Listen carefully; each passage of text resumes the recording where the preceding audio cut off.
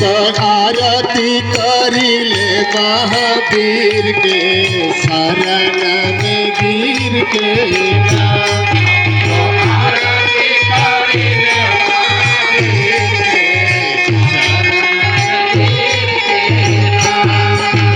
शरण में गिर के जी शरण में गिर के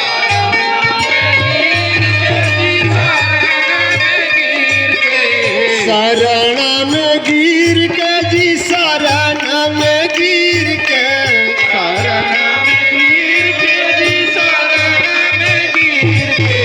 हम तो आरती करिले महावीर के शरण में गिर के